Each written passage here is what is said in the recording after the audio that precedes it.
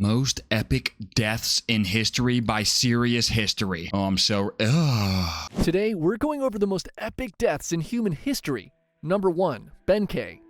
We're starting this video off with a story of the greatest wingman in human history.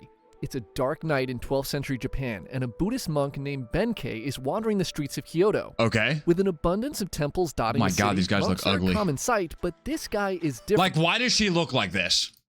At 6'6", or is that a guy? he towers over everyone around him, and he's carrying a weapon. A cross between a sword and a long spear called a naginata.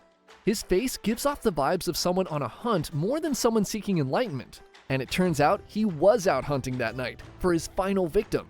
See, Benkei was actually a Sohei, a warrior monk trained and battle-hardened in combat. Through his encounters with samurai, dude, these animations are making me uncomfortable. They were an arrogant class, unworthy of their status in society. The world would be a better place with less of them around, and this led him on a bloody quest to duel and defeat 1,000 samurai, collecting their blades as trophies after each victory. Bro, that is crazy to me. How can you be somebody with like a melee weapon, right? Like you don't have a gun, you're not like shooting people that can't even see you. You are 1v1 dueling and you're killing 1,000 people? Like all the dude, they gotta like cut you once and you get infected and you die because it's literally like 3000 BC or whatever. We don't know about infections. Maybe they did. I don't know. But like winning 1,000 duels, that's crazy.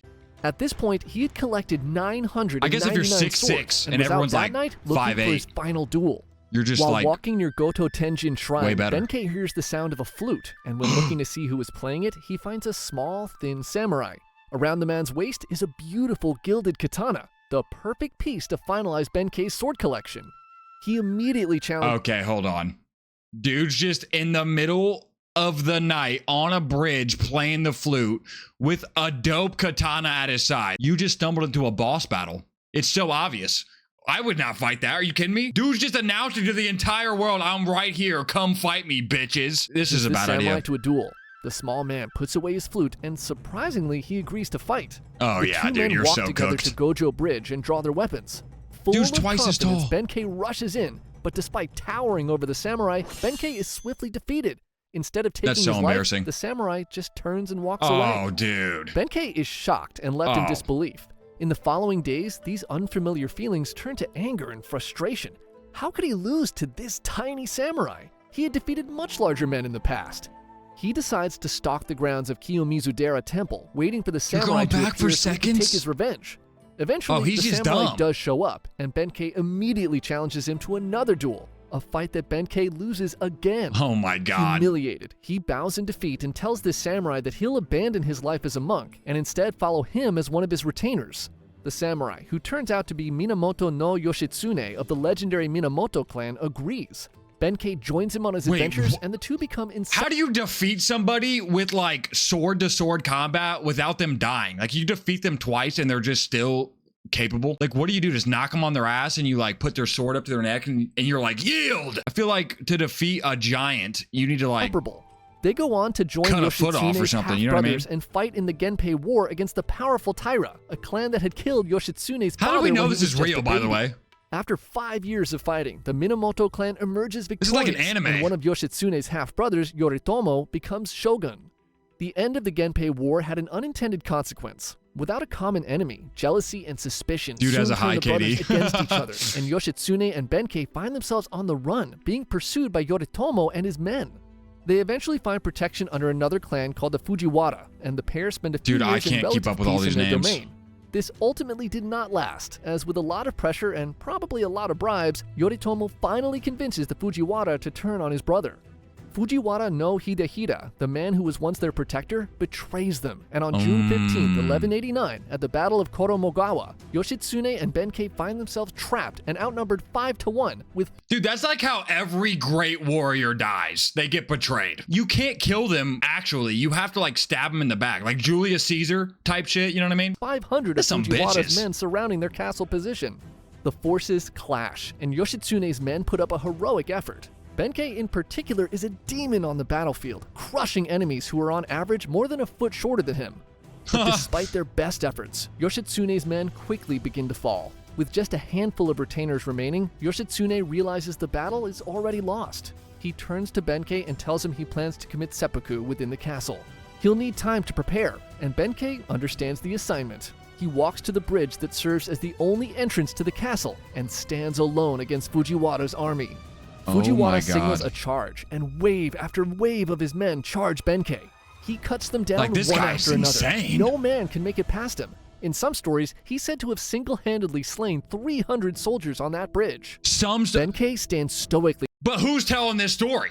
If he killed them all, who's alive to tell the story? There's just some dude in a tree watching, like, behind a pile of deceased Fujiwara warriors, beckoning more men to cross. There's no cameras. And despite orders to do so, none of the Fujiwara's men answer his call. They all know that stepping on the bridge was a death sentence. Fujiwara, realizing his men are now too afraid to attack Benkei head-on, calls in his archers. They'll take him out from a distance instead. Why didn't the hell you do that from the beginning? Archers let loose a barrage of arrows that find their mark in Benkei's chest, but nothing happens. Benkei doesn't flinch. They let loose another volley of arrows, but still nothing changes. Benkei's body is now a pincushion of arrows, but is still standing defiantly in their way. Time passes, and both sides stare at each other across the bridge. He's dead, isn't he? Nobody dares to make the first move. Finally, Fujiwara orders some of his men onto the bridge, and they reluctantly do as they're told. As he died standing up. Approach Benkei, he makes no motion to ready himself. They creep closer, and when they finally reach the massive monk, they discover that while he was still standing, he was already dead. That's crazy. Benkei, this is straight up in anime. To buy as much time for his master as possible, had positioned himself to be supported by his spear even if he was no longer alive. In his last stand, he showed no pain or emotion while being hit with countless arrows, all to give the illusion that he was ready to fight anyone who dared to cross. They wouldn't want to dishonor him with arrows unless they had to. Bro, they literally betrayed them. They were homies. Dishonorable? They're already being dishonorable. They don't give a shit about that. After you send in like the first 10 guys and they just get shit on, why would you send in another 290?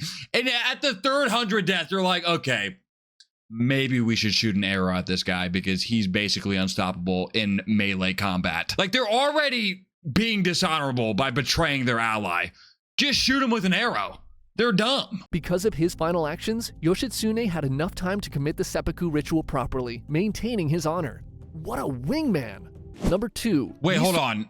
Maintaining his honor. Like, if he dies in battle, is that not honorable? I actually don't know how it works. Committing seppuku, dying in battle. I feel like dying in battle is more honorable. I don't really know how it works, though. I hope I didn't offend anybody by saying that.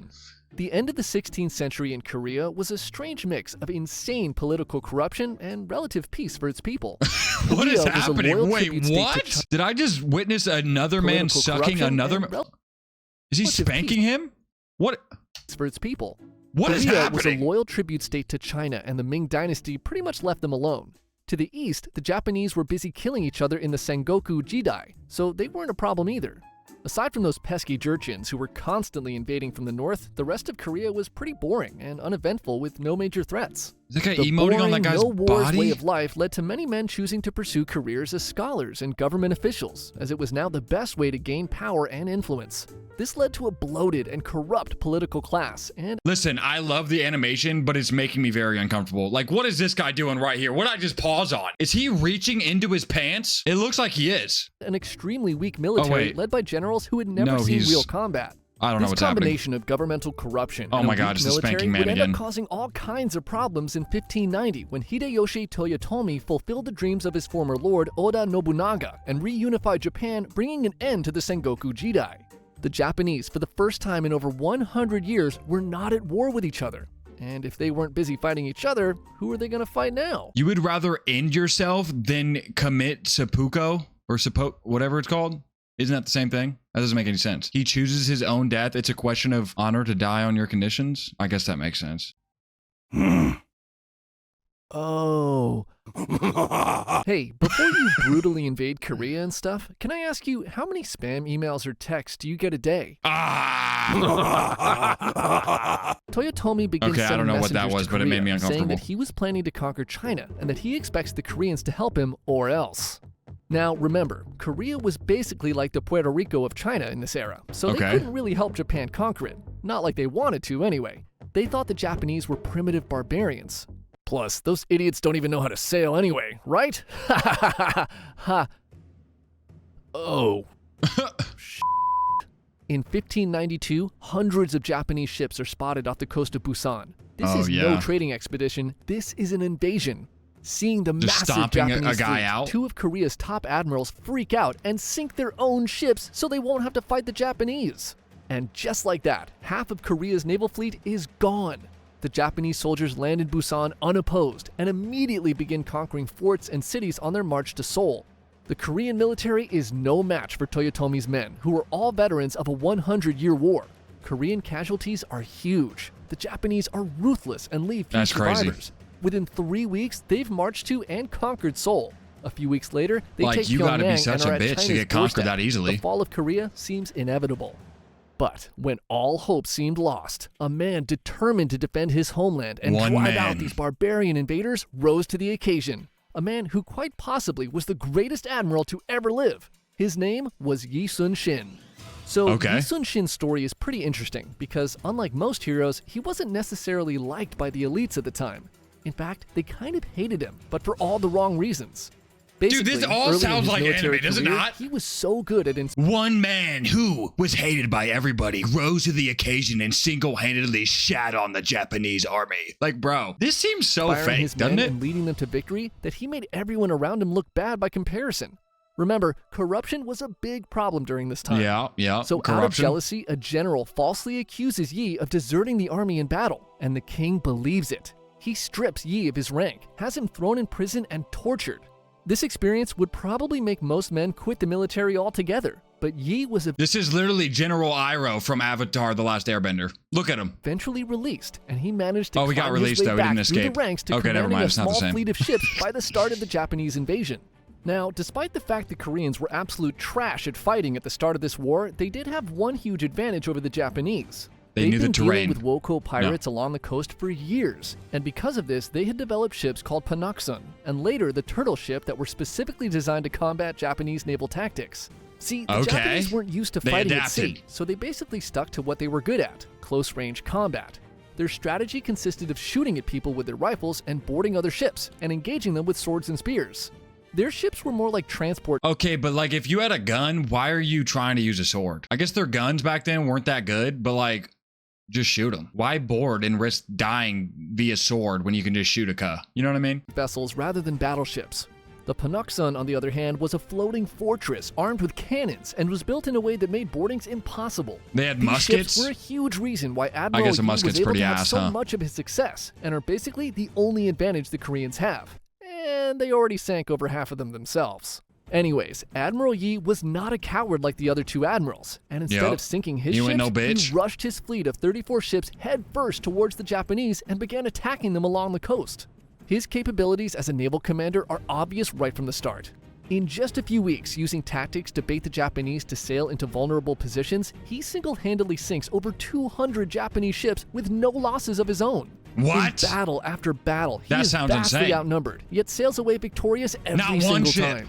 Yi is the sparkling piece of glitter embedded in the turd that is the Korean military. And by the end of the year, he had sunk 350 Japanese... Did he just say the sparkling bead of glitter that's in the turd? What does that even mean? You guys ever have glitter in your turds? I have corn maybe, but not glitter. Ships. Yi's efforts, along with the help of Chinese reinforcements, allowed the Koreans to drive the Japanese soldiers all the way back to Busan. And by the end of the year, the war entered somewhat of a stalemate, with the Chinese and Japanese trying to negotiate a peace deal.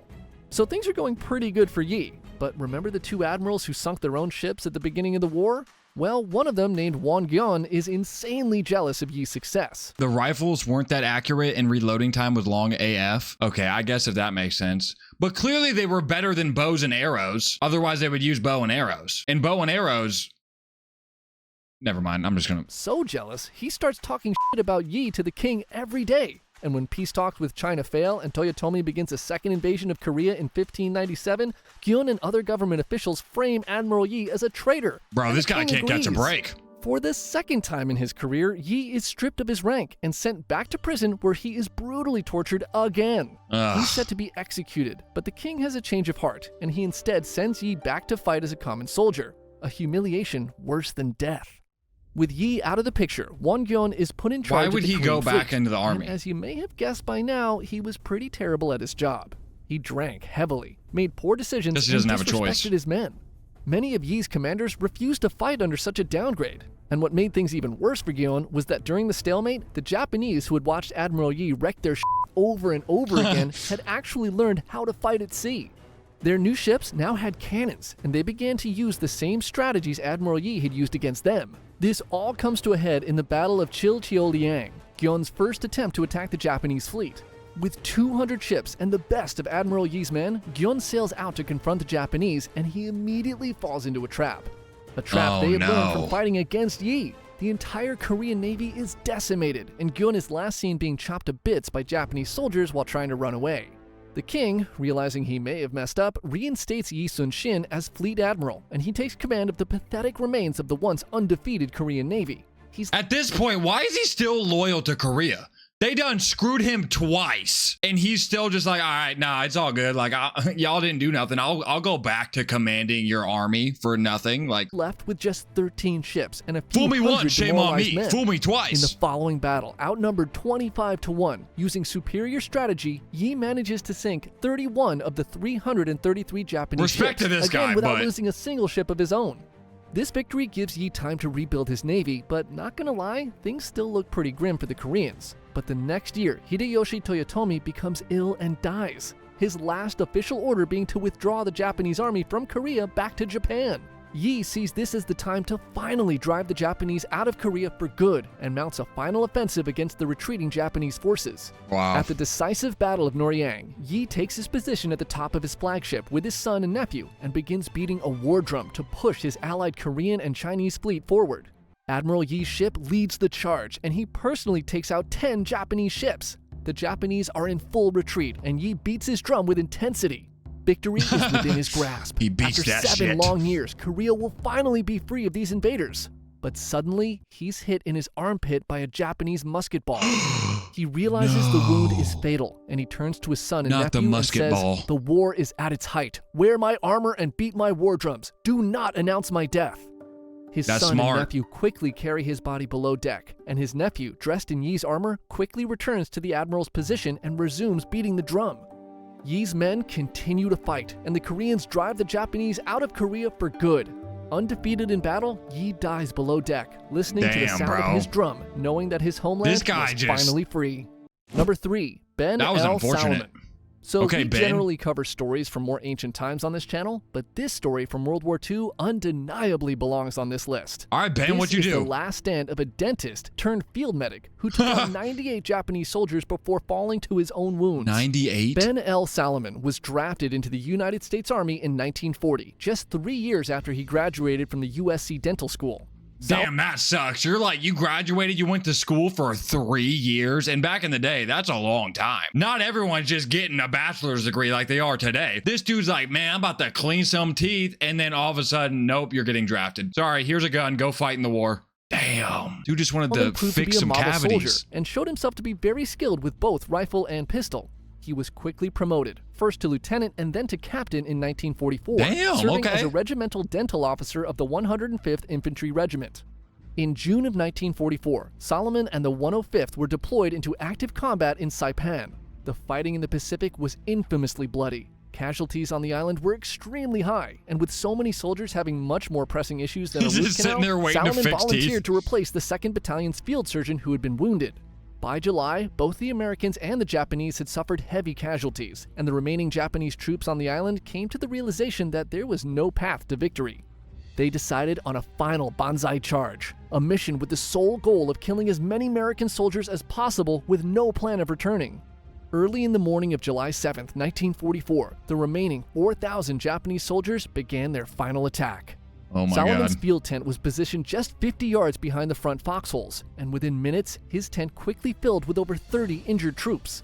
He did his best to tend to the wounded, but the Japanese soon broke through the front lines. He looked out of his tent and spotted a Japanese soldier bayoneting a wounded American who was lying outside of the tent.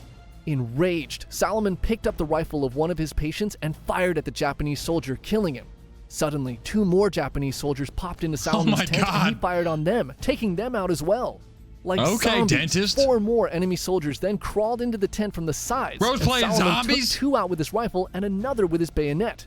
He hit the 4th soldier in the stomach with the butt of his gun, and a wounded soldier he had been treating finished him off. Realizing the situation was only getting worse, Salomon instructed his medics to evacuate all of the wounded men. He would stay behind to give them cover so they could retreat. Salomon grabbed a rifle and joined the front lines. When he saw 4 men manning a machine gun fall to enemy fire, he rushed to the gun and manned it himself. Oh my God, you don't give a shit. Into the charging Japanese soldiers. He continued to fight from that position until he was eventually overrun by enemy soldiers.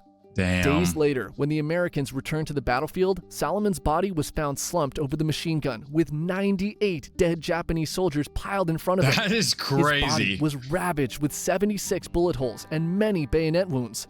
Like, that's crazy. They were just rushing him. Like, you see this guy mowing down after like 20 dudes. You're like, okay, this guy's a problem. Maybe we should like assume a sniper position and take this guy on a machine gun out, because he just killed 20 dudes. But instead, they just kept rushing him until almost 100 people died. 24 of which he may have suffered before actually dying.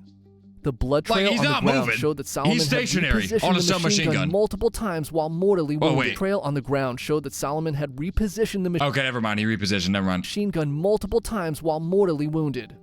Despite saving many lives that day, Salomon was denied the Medal of Honor due to a rule in the Geneva Convention that no medical officer can bear arms against an enemy. Despite multiple recommendations from generals throughout the years, he remained... Wait, are you joking? So what? You're supposed... Like, you see the enemy about to, like, run in and kill you, and you're not allowed to bear arms to defend yourself? Like, what? You're just supposed to die if you're a medic? A footnote in history until 2002, when Salomon was finally posthumously awarded the Medal of Honor from President George W. Bush. Okay, Bush. Years later. Took 58 years.